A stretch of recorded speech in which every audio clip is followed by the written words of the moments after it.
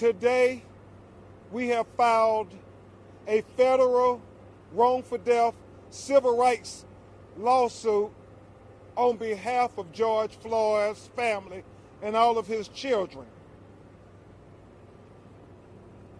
We are going to have an important conversation that continues based on this lawsuit that documents what we have said all along, and that is, it was not just the knee of Officer Derek Chauvin on George Floyd's neck for 8 minutes and 46 seconds, but it was the knee of the entire Minneapolis Police Department on the neck of George Floyd that killed him. The city of Minneapolis has a history of policies and procedures and deliberate indifference when it comes to the treatment of arrestees, especially black men, that cries out for training and discipline. Now, this is an unprecedented case. And with this lawsuit, we seek to set a precedence to make it financially prohibitive that the police won't wrongfully kill marginalized people, especially black people, in the future. This is a crisis in black America, a public health crisis. While all of America is dealing with the public health crisis of the coronavirus pandemic, black America has to deal with another public health pandemic of police brutality. This is the tipping point. This is the tipping point for policing in America. This is a public health crisis. Recently, there was a study by the American Journal of Public Health that found black men were killed by the police 3.5 times more than white men. Now, I know it has been said that the police kill more white people. But we have to put this in context. We have to put this in context. Black people in America make up 13% of the population, while white people in America make up 73% of the population. We have to keep these statistics in context. It's important that we look at how black people are profiled by the police. We look at the statistics as it relates when the police kill citizens. Are they armed or are they unarmed? Because if you're going to tell the story correctly and put it in context. Because right now is the time to finally deal with this pandemic once and for all of police brutality and racism and discrimination in our criminal justice system. This is the time. This is a teachable moment for America. This is an opportunity for police officers to bridge that divide of mistrust with communities of color, where we have transparency plus accountability equals trust. This is the time for all the world that is watching to have this lawsuit address the crux of the matter. The crux of the matter is this: does America believe the words of Thomas Jefferson? Do they believe the preamble to the Declaration of Independence? Does America really believe it when they quote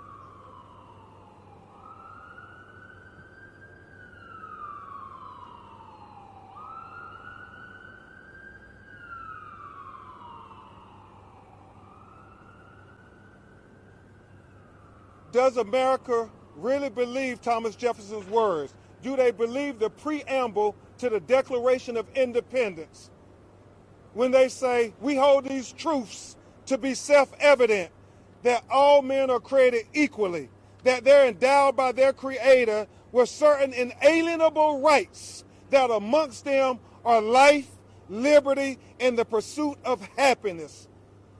Do America really believe it, or does it just sound good? We know you can quote it, but America, do you believe it? That is what we document and discuss in this federal wrongful death civil rights lawsuit on behalf of George Floyd and all of his children. It's an important discussion that we must have in America. Finally, we must deal with this issue. George Floyd's tragic death, horrific death, his torture has finally given us the opportunity to address this issue head on, not only in Minneapolis, but all the way to Washington, D.C. and all around the world. You will hear from attorney Tony Romanucci, and then you will hear from attorney Chris Stewart, and then at that time, we will take some of your questions. Thank you so much for covering this important matter, not only on behalf of the family of George Floyd, but on behalf of so many unknown hashtags that we have long forgotten in America. This is our time. Mr. Romanucci?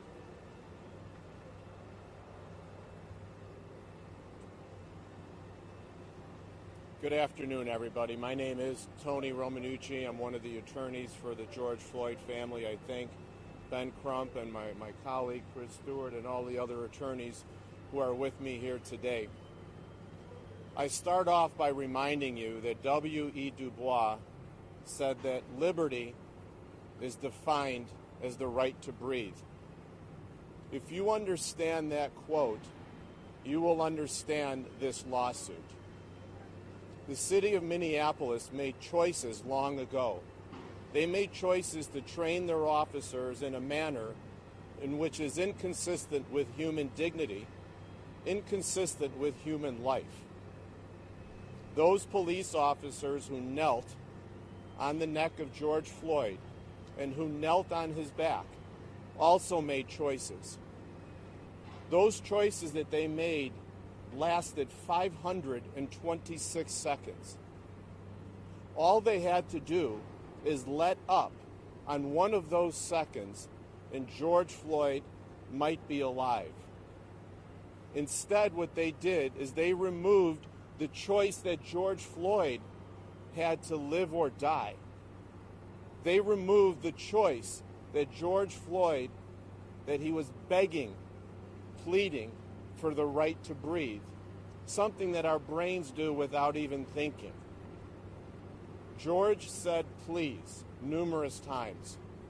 Had those police officers listened once, known that the right to breathe is liberty, George Floyd would be alive.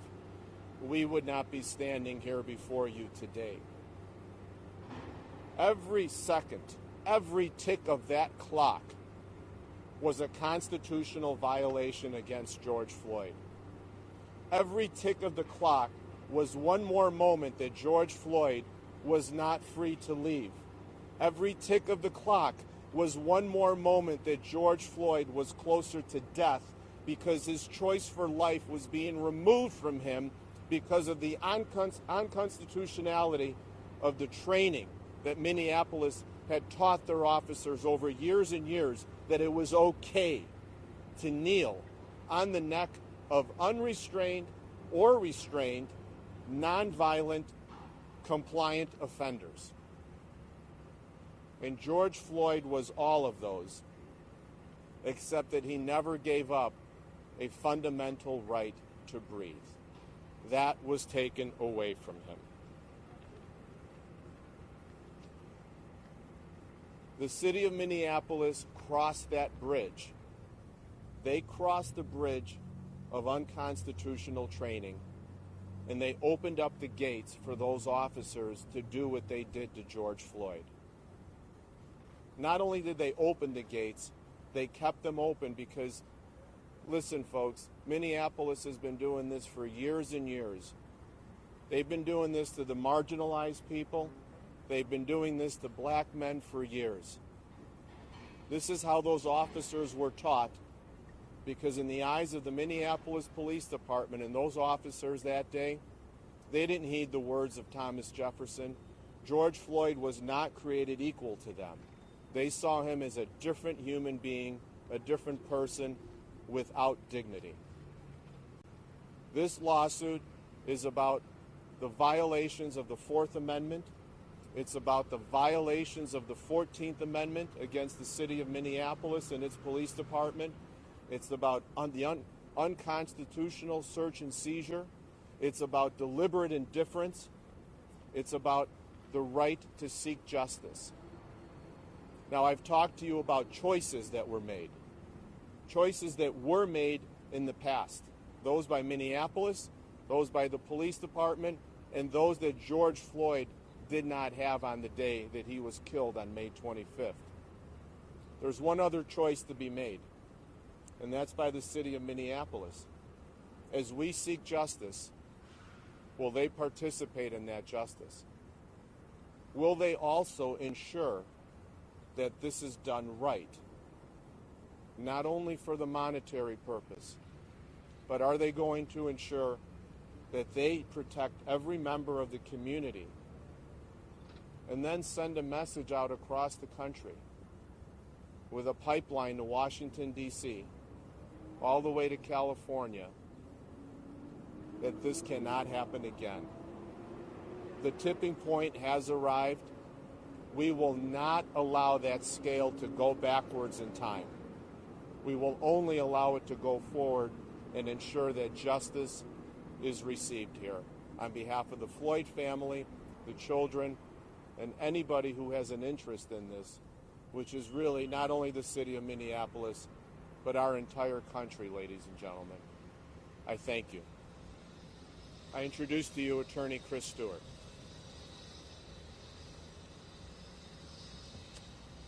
Good afternoon, everybody. Attorney Chris Stewart, Stewart Trial Attorneys.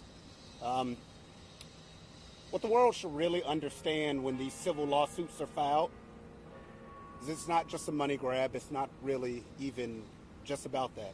It is about accountability. We're tired of seeing African Americans be pacified with simply an arrest. That's fine, but we want the full prosecution, and we also want the city to understand responsibility. And cities and companies only talk in dollar bills, sadly.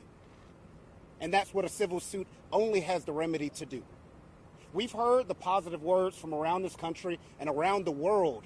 Politicians, the mayor here, the governor, city council, everyone understanding that what happened to George Floyd was torture and that Black lives matter. Well, this team here is to make sure that Black worth matters. We're to ensure that the amount given in this case at the end of the day is commensurate with what he went through, being tortured to death. You will not walk away from these situations anymore in this country with a simple arrest and get over it. You will feel the pain and the understanding of having to account for the actions of your officers. And the only way that's done is with financial responsibility. You're not going to just walk away because the victim was African American anymore, because these lawsuits will be coming. And then you're going to have to come before all of the media and go against all the sympathy and all of the well wishes that you had for the family as an elected official, and go reverse and fight all of us in court. So it's really just about being true. If you do think that Black lives matter, then understand that we're going to make sure that there is a Black worth and value behind that. We're not walking away silently anymore after arrest. So that's the purpose of this, and to ensure that their families are taken care of forever, and to ensure that this stops, has been said.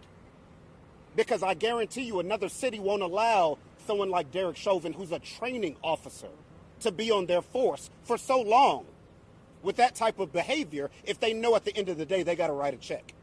Because that's what they care about more than all of this. And we understand that language. So the general public may not, but to get full change, it's marching in the streets.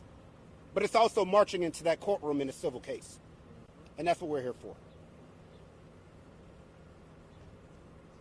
Thank you, Chris. Thank you, Tony. We will take some of your questions now. Attorney Crump, we just saw some of the body cam video of the officers involved in the arrest. A couple of points that stand out from that body cam video is one, Mr. Floyd began saying that he cannot breathe long before he was on the ground.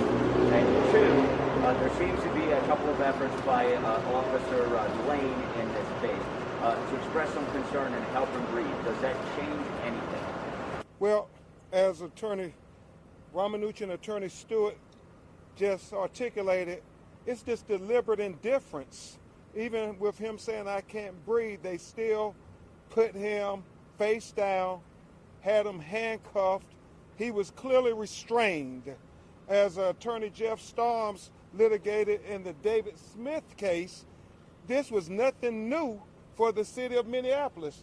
It was, in fact, foreseeable that if they didn't address this issue, what happened to George Floyd or somebody like George Floyd was predictable. And so these officers who were all trained as first responders, who were all trained to be able to de-escalate situations, what we see on the body cam video and what we hear on the body cam video tells us the policies and procedures that they in fact followed, despite what they're going to try to tell us in court that they trained them to do. And that's what this lawsuit is about, as my co-counsel so ably articulated. It really is about trying to change the culture and the behavior of policing. You know, we would have hoped that George Floyd did not have to sacrifice his life to bring about these changes. But now we're here, and we're at a tipping point, Minneapolis. Why would the City of Minneapolis and the City Council and the mayor, in such a liberal and open-minded city, and that is their reputation, very liberal, why would they sit for how long on wording in their use of force policy? Why would they sit, and how many other governments, large and small, from villages to big cities across this country are sitting right now with wording and language that allows what happens in their That is a great question, and this great legal team of lawyers, we're going to address that head on. Because really, we've been talking about the deliberate indifference of the police officers. I think we can add that it's the deliberate indifference also of the elected officials cozying up to the police unions, not wanting to put the safety and the protection of the citizens paramount. And so that's an issue that we have to address. I don't know if Attorney Stewart and Attorney Romanucci want to. I mean, we all handle these across the country, and the one thing we have to look at immediately is the use of force policy. Most of them are extremely vague. They have loopholes. They're not written clearly. I even talked to some of the officers who don't fully even understand what they're trying to say, what they can and can't do, because they're so vague. But they're done on purpose. Because if they're strict, if they're tight, if they are rules and regulations of exactly what you can and cannot do, we wouldn't be here today. But it's open and vague to allow for that behavior to happen. Has the family been able to see the video, and what have they said? They obviously saw the video. They have not heard all of the audio. And if this was your loved one, how would it make you feel? A person who you grew up with as a little boy, who was your role model, your protector, to see him being tortured. I mean, let's talk about what this was. This was torture. People ask me, why do you think the George Floyd killing has galvanized people around the globe? It is because he was literally tortured to death, not in a third world country, but here in Minneapolis, Minnesota, in the United States of America in 2020. And why? We submit to you, it had a lot to do with the color of his skin. And that's why there's a public health crisis that we in Black America have to deal with on top of dealing with the public health crisis of the coronavirus. Because everything seemed to have stopped and got shut down in America during the coronavirus pandemic, except racism and discrimination and police brutality against Black and brown people in America.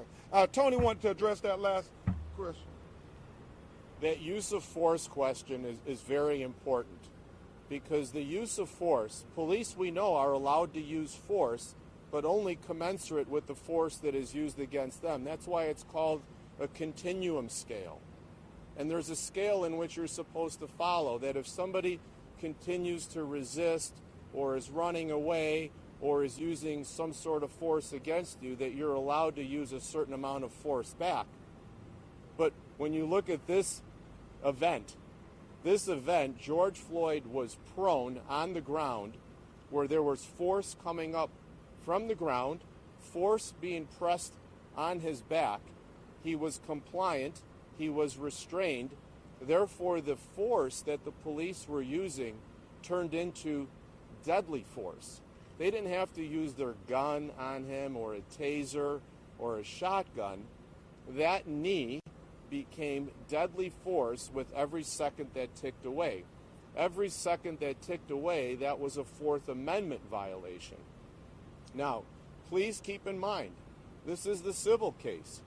The burden of proof on a civil case for the Fourth Amendment is a preponderance of the evidence standard. That means the way we explain it in court, if somebody tips the scales of justice this so much, we prove our case. On the 14th Amendment, it's deliberate indifference. It's a little bit of a different standard. On the criminal case, this is not the criminal case. That's beyond a reasonable doubt. That's a significant different standard. We're not here to talk about the criminal case. We're here to talk about the civil standards, the use of force that was used against them that turned into deadly force, which killed them because of training policies. Training policies that were bargained into the union contract, which gives away the ability for police officers to be accountable for their behavior and for Minneapolis to be less transparent. You're right. They have a reputation for being liberal, but if you don't change the use of force policies and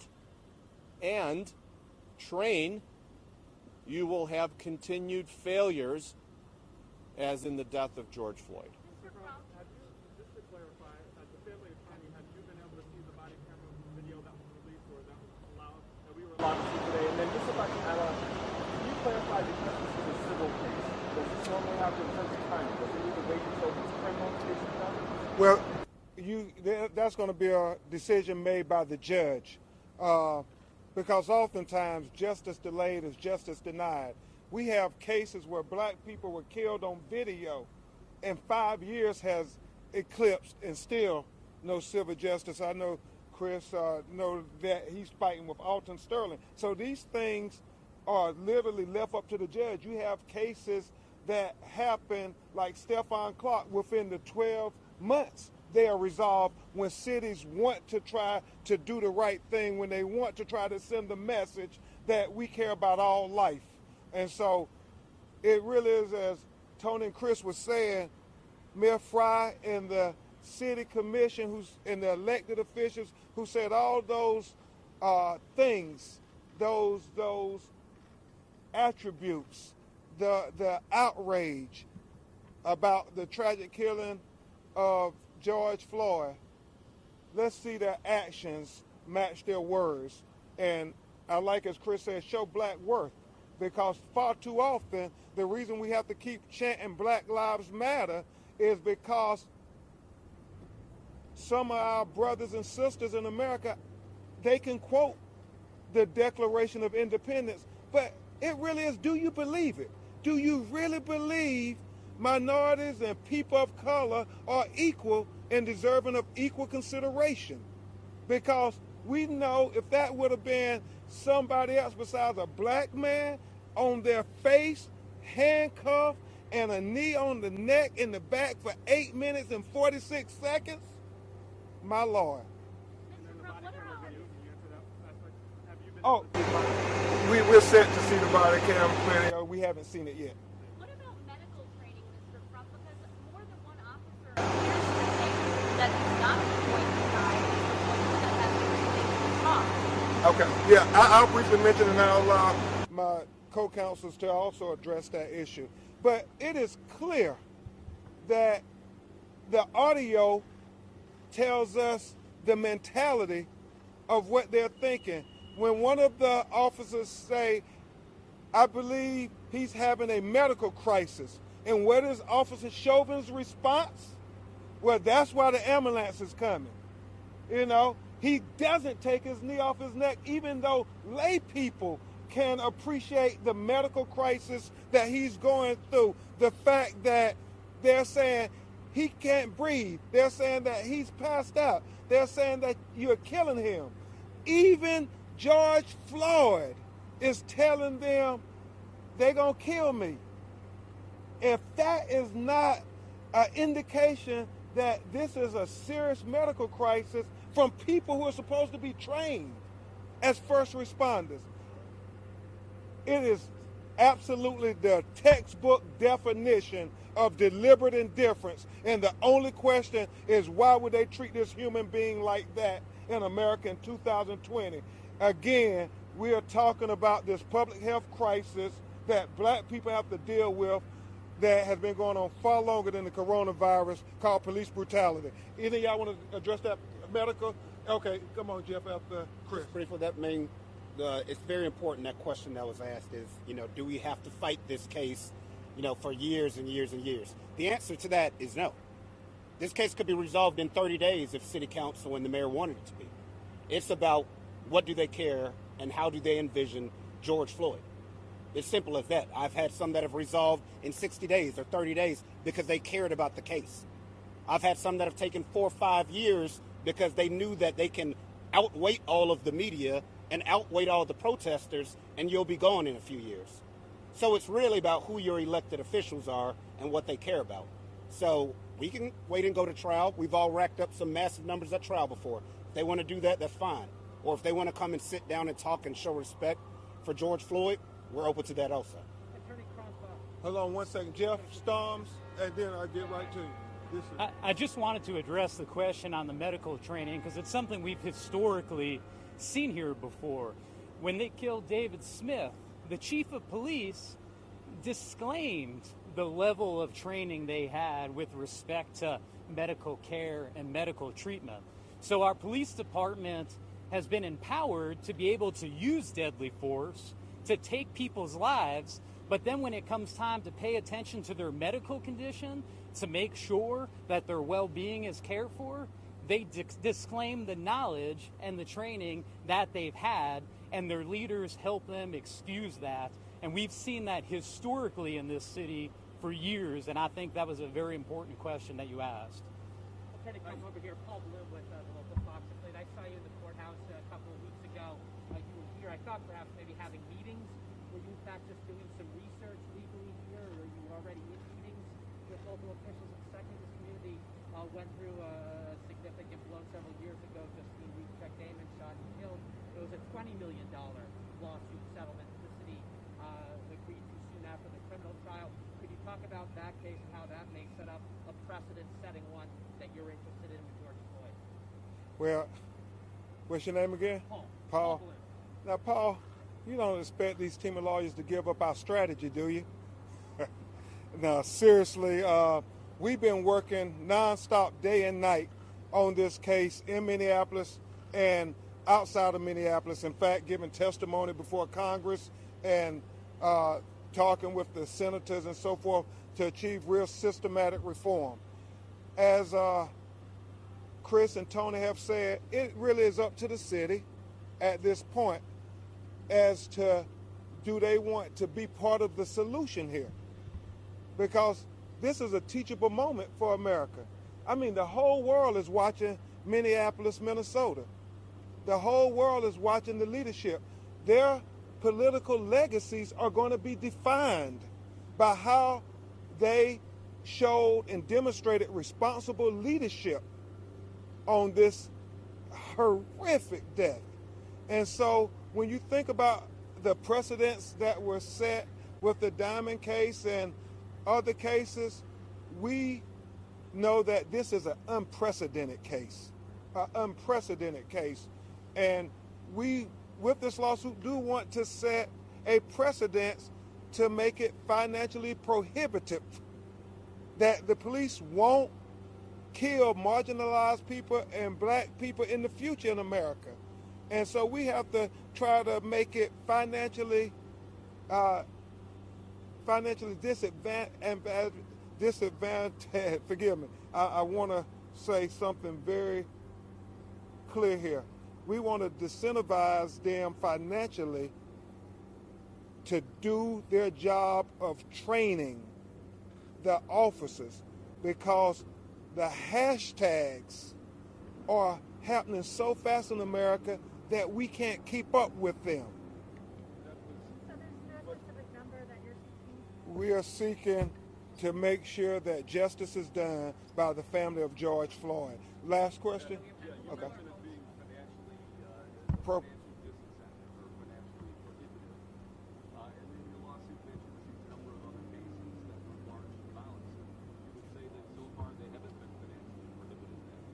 Well, you know, the real issue is how much do cities and municipalities have to pay to tell their police departments that enough is enough. We are not going to use excessive fatal force when it comes to killing black and brown people and marginalized people, because the history of America has been that they could do that and nobody would be held accountable, whether criminal or civil. So this is the tipping point.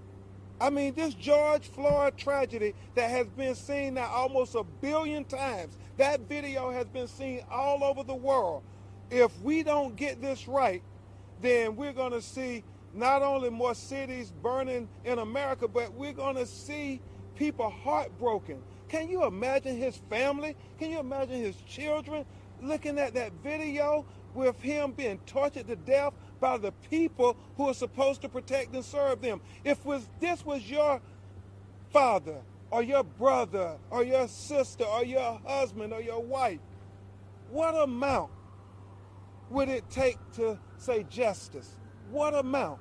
That is what we intend to put before the City of Minneapolis, either with the City Commission or in the Great Halls of Justice, where last time I checked, George Floyd, as a black man, still was an American citizen who deserved every constitutional right, in fact, was entitled to it. Do America believe, in the words of Thomas Jefferson?